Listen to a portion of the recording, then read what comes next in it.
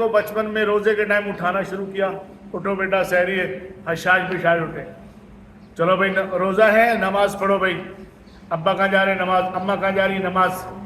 اب وہ بچہ پورا رمضان نماز روزہ نماز روزہ نماز روزہ نماز روزہ, بھوک لگ جاتی ہے تو الگ ہے, لیکن کوشش اس کی ہوتی ہے نماز روزہ اس کو سکھانا نہیں پڑتا. سحری کے ٹائم ایک آواز پہ وہ الرٹ بیٹھا ہوا ہے, اذان ہو جائے اس کے بعد آپ اس کو پانی دیں تو وہ منع کرے گا. جو بہت زیادہ چھوٹے بچے ہیں وہ 10-11 بجے تک چلو ان کا چلتا ہے, پھر بھی مائیں زبردستی کہتی ہے, حالانکہ وہ بچہ بیئر کر سکتا ہے, برداشت کر سکتا ہے. کربلا میں معصوموں نے کتنے دن تک پیاس اور بھوک سے, تو یہ بچہ جائے گا نہیں روزے کی حالت میں, شہادت کا رتبہ نہیں اس کو ملے گا. لیکن ماؤں کو فکر ہوتی ہے کہ ہائے میرا پتر کمزور نہ ہو جائے. کمزور نہیں ہوتا ہے کہ جسم کی جو ہے وہ زکوٰۃ نکلتی ہے. اللہ رب العزت نے اے ایمان والو تم پر روزے لکھ دیے ہیں, کتبہ کا لفظ استعمال ہوا ہے, روزے لکھ دیے ہیں جیسے کہ تم سے پہلے لوگوں پر روزے لکھ دیے تھے. مفہوم اور معنی یہی ہے کہ اللہ رب العزت نے تم پر روزے فرض کر دیے ہیں جیسے کہ تم سے پہلے امتوں پر فرض کیے تھے. اب چونکہ یہ درس قرآن کی نشست ہے, سیکھنے سکھانے کی نشست ہے, اور موجودہ دور کے حساب سے کچھ بھی مشکل نہیں ہے, تو اب یہ تھوڑا تھوڑا سیکھنے کی ہے. آج تھوڑا سیکھیں گے, دوبارہ جب یہ بات رپیٹ ہوگی تو تب ہمیں اور سمجھ آ جائے گی, پھر رپیٹ ہوگی تو اور سمجھ آ جائے گا. اگر ہم نے یہی سوچا کہ یہ لفظ مشکل ہے, اس مشکل لفظ کو چھوڑ دیتے ہیں, پبلک کو آسان لفظ بتاتے ہیں, تو پھر وہ آسان کے چکر میں مشکل لفظ کبھی نہیں آئے گا. حالانکہ ابھی ٹیکنالوجی نے ہر چیز نے یہ ثابت کیا ہے کہ مشکل کچھ بھی نہیں ہے. کوئی کام مشکل ہے؟ کچھ بھی مشکل نہیں ہے. بڑے بڑے پروجیکٹ لانچ کر دیے دنیا نے, اور آدمی سیکھ جاتا ہے. جب بار بار یوز ٹو ہوتا ہے تو پھر وہ اس کو آنے لگ جاتے ہیں. تو وائی, کیوں کہ ایک چیز جو ہے نا وہ اس کو ہم سمجھیں کہ یہ مشکل ہے. بھائی یہ مشکل کیوں ہے؟ کیونکہ ہم نے اس کو ایک آدھ مرتبہ سنا, پھر دوبارہ کوئی نہیں ہے. اس کو استعمال میں لائیں گے تو آسان ہو جائے. اب سوال یہ ہے کہ اللہ رب العزت نے ہم پر روزے فرض کر دیے, روزے فرض کر دیے جیسے پہلے امتوں پر فرض کیے. لیکن قرآن مجید فرقان حمید برہان رشید میں یہ لفظ فرض نہیں آیا بلکہ کتبہ آیا ہے. کتبہ کتابت لکھنا. سادہ ترجمہ یہ ہے کہ اللہ نے تم پر روزے لکھ دیے ہیں, جبکہ ہر عالم دین ہر مولانا یہی ترجمہ کرتا ہے کہ اللہ نے تم پہ روزے فرض کیے ہیں. آپ نے ہمیشہ سنا ہے. اچھا یہ لفظ جو فرض ہے یہ بھی عربی کا ہی ہے, فارسی اردو کا نہیں ہے, عربی کا ہی لفظ ہے. فرض کے معنی ہوتے ہیں کاٹ دینا, مقرر کر دینا, بالکل, اس لیے اس کو فرض کہا جاتا ہے, لازم. تو اب کتبہ کا لفظ لکھا کہ اے ایمان والو تم پر روزے لکھ دیے ہیں, تو جب عربی کا لفظ موجود ہے فرض, تو اس کی جگہ دوسرا لفظ کیوں لائے؟ اب قرآن کا یہ اسلوب ہے نا, کتب علیکم القتال, دوسری جگہ انشاء فرمایا کہ تم پر قتال لکھ دیا گیا, جہاد قتال سے مراد ہے. اب وہاں بھی کتبہ کا لفظ آیا ہے, تو اب یہ فرض اور لکھ دیا یہ دو مفہوم ہیں. اللہ اکبر. عزیزان محترم, ترجمہ اس کا وہی ہے کہ تم پر روزے جو ہے وہ فرض کیے گئے ہیں, لیکن یہ کہہ کے حکم کو تھوڑا سا حکم میں نرمی دکھائی گئی. ایک فرض جو ہے, فرض کا لفظ استعمال کر کے وہ ایک بڑا حکم ہو جاتا ہے, اور لکھ دیے جاتے ہیں. کتابت معمولی نہیں ہے, کتابت جو ہے معمولی نہیں ہے.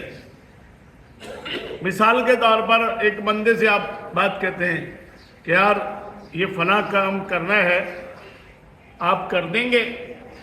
وہ کہے گا ہاں میں کر دوں گا. آپ پھر گزارش کریں گے حضرت کر دیں گے نا؟ تو کہے گا ہاں کر دوں گا.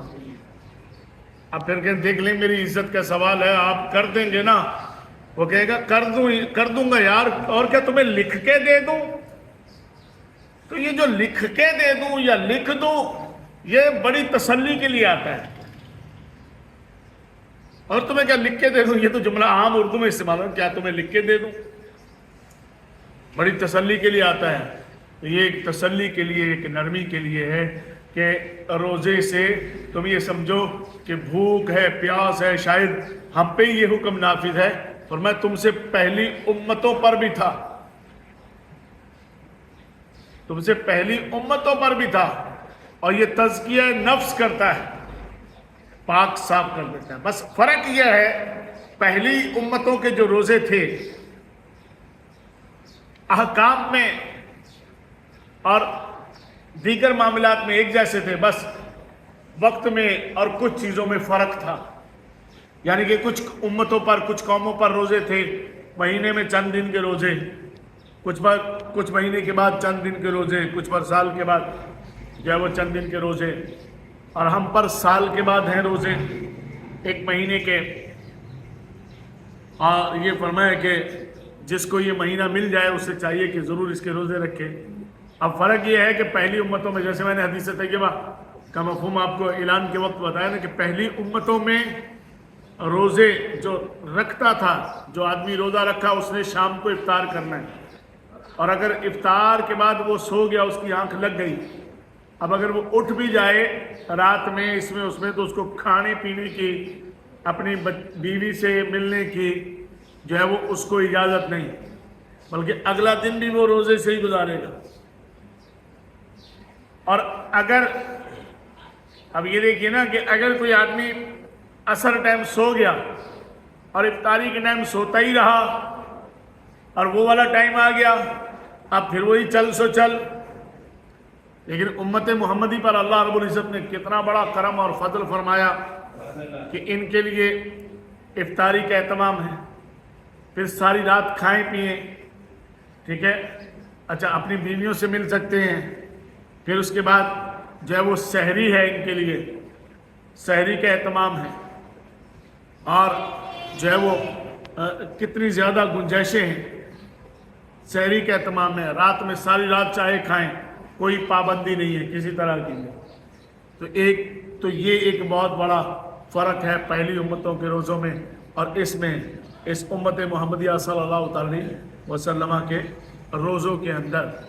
اب یہ ایک تسلی دی گئی ہے کہ یا ایھا الذین آمنوا، اے ایمان والو، تو اب بے ایمان پہ تو روزہ فرض بھی نہیں ہے، ایمان والوں کو ہی جو ہے نا ان پہ فرض کیا گیا۔ تو اب ایمان والے روزے رکھتے بھی ہیں، انہیں خوشی بھی ہوتی ہے، انہیں چاہ بھی چڑھتا ہے کہ بے شک بھائی رمضان آنے والا ہے، وہ الگ سے خوشی پہلے سے محسوس کرنا شروع کر دیتے۔ تو بے ایمان کتراتا ہے، بھاگتا ہے۔ تو اے ایمان والو، تم پر روزے فرض کیے گئے ہیں جیسے کہ تم سے پہلی امتوں پر فرض کیے گئے تھے، پہلی امتوں پر فرض کیے گئے تھے۔ تو یہ کہ ڈھارس بھی بنتی ہے کہ پہلے لوگوں نے بھی یہ کام کیا ہے اور ہم بھی یہ کام کر رہے ہیں۔ تو روزہ قرب خدا بندی کا اور تزکیہ نفس کا سب سے بہترین ذریعہ ہے۔ کیا یہ بشارت نہیں ہے کہ الصوم لی وانا اجزی بہ، روزہ اللہ رب العزت نے ارشاد فرمایا کہ روزہ میرے لیے ہے، میں ہی اس روزے کی جزا ہوں۔ دیکھیے نماز کا اجر ہے، آپ زکوٰۃ دیں اس کا ایک اجر ہے، آپ نے قرآن پڑھا اس کا ایک اجر ہے، آپ نے کوئی اور نیکی کی اس کا ایک اجر ہے۔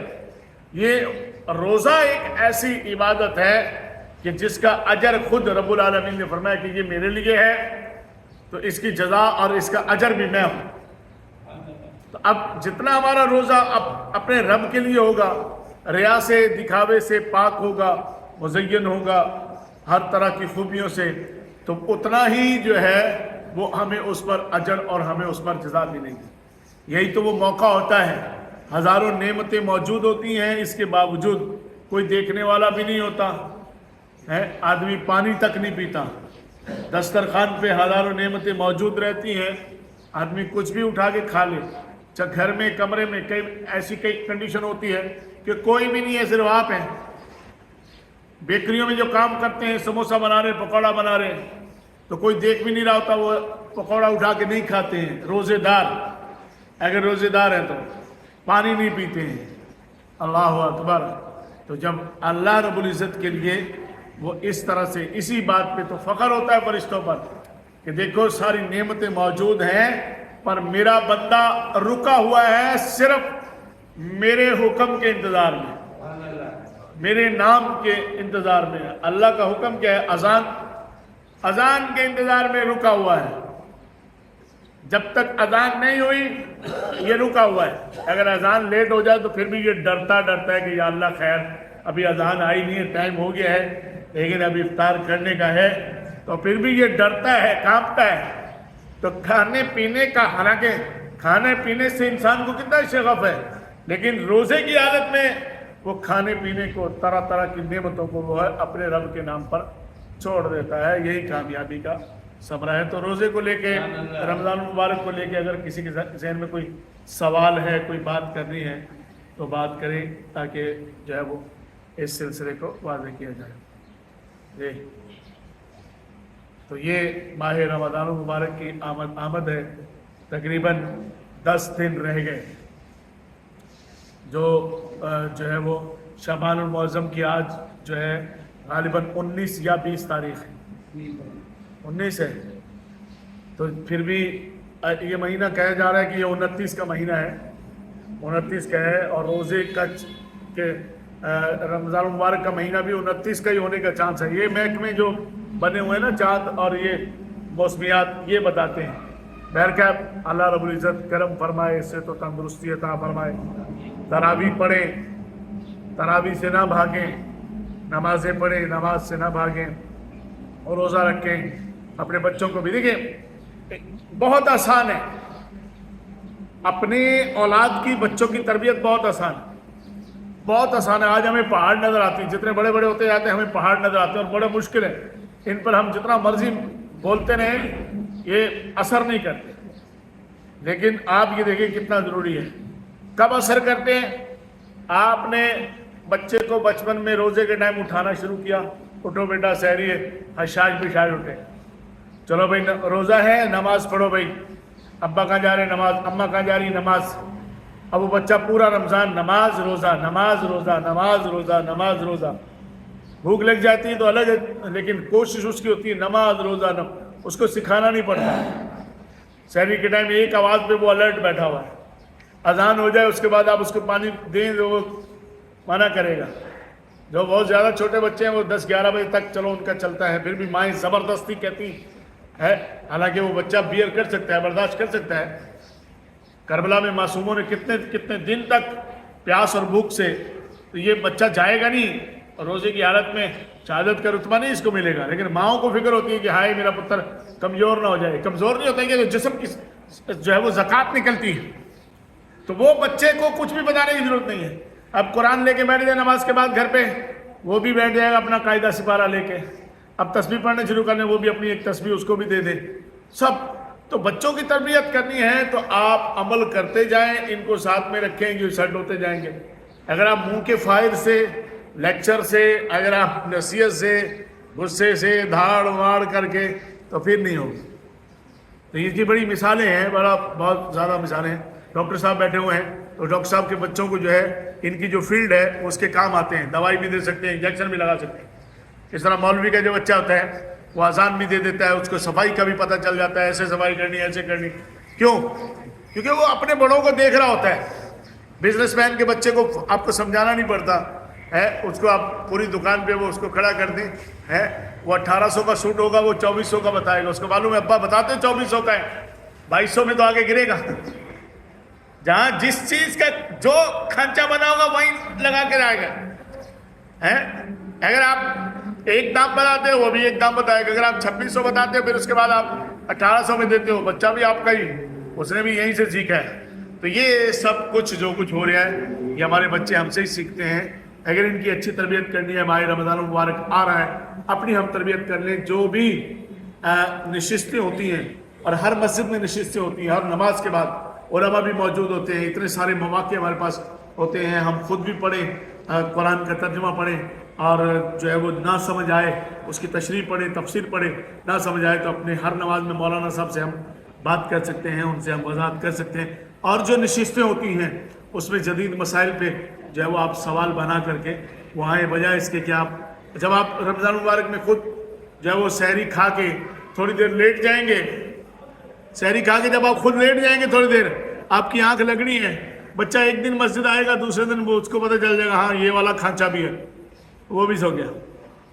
نتیجہ چلو جی ایک دو دن سنے گا، پھر وہ اس کی پکی روٹین ہے اور جتنا مرضی کر لو، اس کو پتا بھائی یہی چلتا تھا. لیکن اس کو معلوم ہو کہ بھئی سحری کھا لی ہے، اب وضو کر کے اب مسجد کی طرف روانہ ہونا ہے، پھر وہ جائے گا آئے گا. وہی بچے آتے ہیں. اس طرح سے اس کو معلوم ہے کہ بھئی یہ نماز پڑھنی ہے، اس طرح سے کرنا ہے. اچھا اسی میں یہ تربیت ہے، اس کو معلوم ہے کہ سحری جو ہے وہ کس طرح سے کرنی ہے. اچھا افطاری بانٹنی ہے کہ نہیں ہے. گھر کے بڑے اگر افطاری بانٹتے ہیں نا، جاؤ بیٹا پھوپھی کے گھر میں دے آؤ، جاؤ بیٹا ماموں کے گھر میں دے آؤ، جاؤ بیٹا مسجد میں دے آؤ. بھلے وہ آلو شوربہ ہی کیوں نہ ہو، وہ بچہ مسجد میں لاتا ہے. پھر وہ اپنے بچوں کو نصیحت کرتا ہے، بیٹا یہ دے کے آؤ، یہ پھوپھی کے گھر میں دے کے آؤ، یہ کیونکہ اس نے اپنے بڑوں کو دیکھا تھا.